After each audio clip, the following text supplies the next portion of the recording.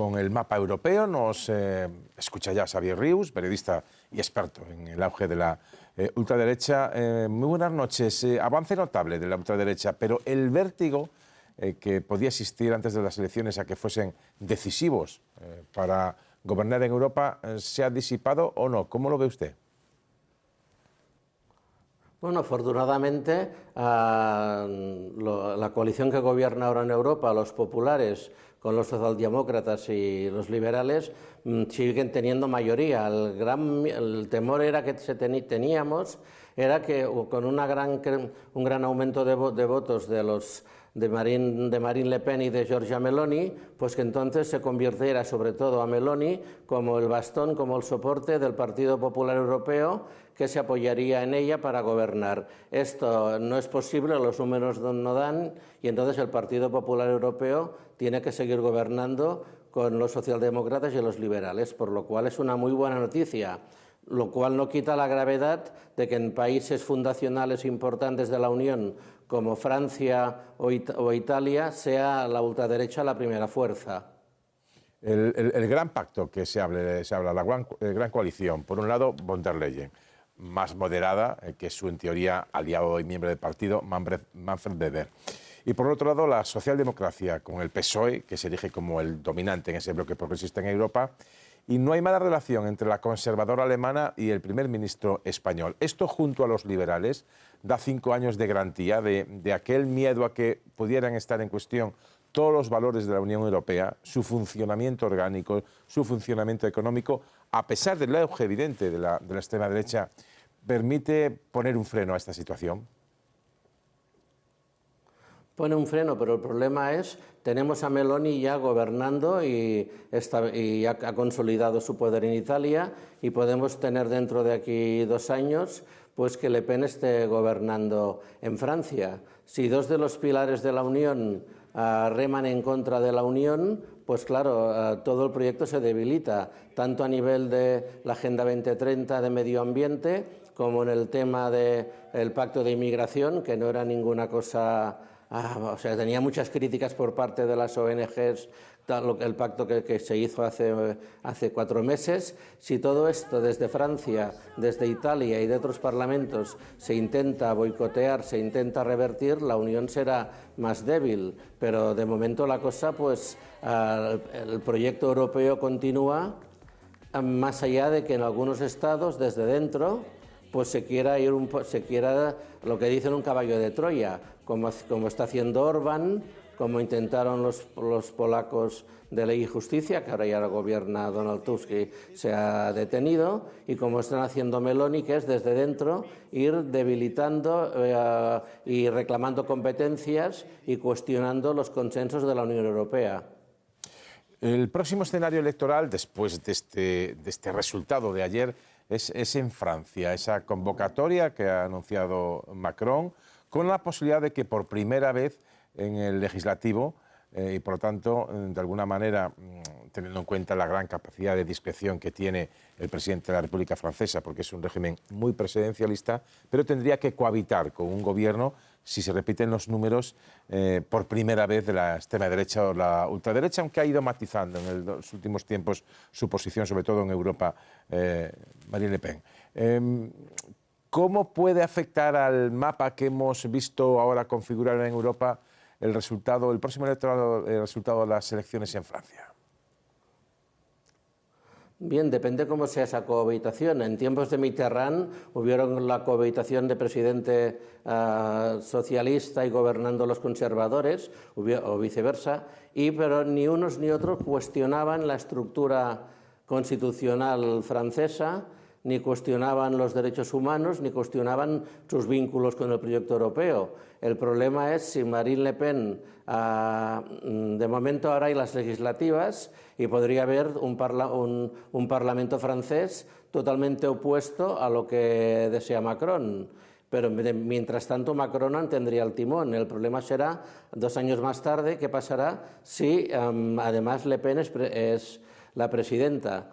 Una Francia remando en contra del proyecto de poco sirve que esté Ursula von der Leyen si ya un país fundamental va en contra, como ha hecho Meloni, por ejemplo, en los temas de inmigración, con los pactos que está haciendo para que los inmigrantes que llegan al mar, encerrarlos en Albania. Si Francia también tiene estas políticas contrarias a lo que está acordando la Unión, pues la Unión no es que vaya como un pollo sin cabeza, pero puede debilitarse, y además tenemos todo el tema de la guerra de Ucrania y de una posible victoria de Trump, que entonces ya son demasiados frentes para que la Unión tenga una dirección y una sola voz en temas fundamentales.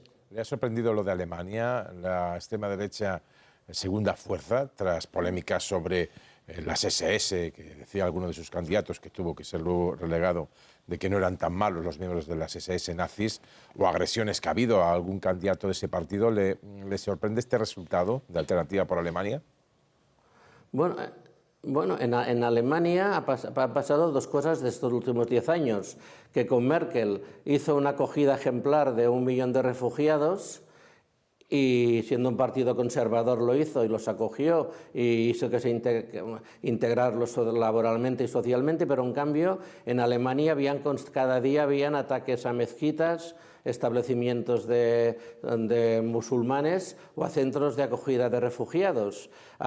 Surgieron movimientos como el Pégida, Patriotas Europeos contra la Islamización de Occidente, que es un movimiento sobre todo que es en la antigua Alemania Oriental, que se sienten abandonados. Entonces, claro, ahora esto se ha manifestado, ya no hay vergüenza de votar a la ultraderecha, y esas declaraciones o esta metedura de pata del candidato de Alternativa por Alemania, que dijo que quien llevaba un uniforme de las SS no necesariamente era un criminal, y hizo que Le Pen quisiera romper con Alternativa para Alemania, tal vez animó a más gente a votarla, porque mucha gente que pensó, sí, mi abuelo, mi bisabuelo llevaba el uniforme porque le tocó y no era un criminal, porque él cumplía órdenes, y a lo mejor eso aún hizo que ganara más votos. Sí, lo que pasa es que la SS no era un soldado regular reclutado en edad militar, sino lo que significaba los sucesores de la SSA, de Ernest Rommel, y se dedicaban a lo que se dedicaban, a matar a rivales, a asesinar, a torturar. No, digamos, no era el típico soldado de reemplazo. Que cumplía, pero que decir esto, mucha gente se identificó pues con sus familiares, su bisabuelo, su abuelo, que había sido así, y que él, bueno, estaba militando en el partido nazi, se apuntó ese porque era atlético y era el estereotipo del joven ario, rubio y alto, y estas declaraciones a lo mejor generaron lo contrario, que más gente votara a Alternativa para Alemania. Una última cuestión, que es la que vamos a debatir ahora. En España, la ultraderecha también en ascenso, pero sin embargo hay también debates sobre lo que le ha salido a Vox con Se acabó la fiesta. ¿Le sorprende este fenómeno? Bien, Alvise Pérez fue uno de los, ya se ha contado mucho su trayectoria, que empezó con Ciudadanos, luego estuvo cuando la pandemia con el portal o estado de alarma, difundiendo los bulos.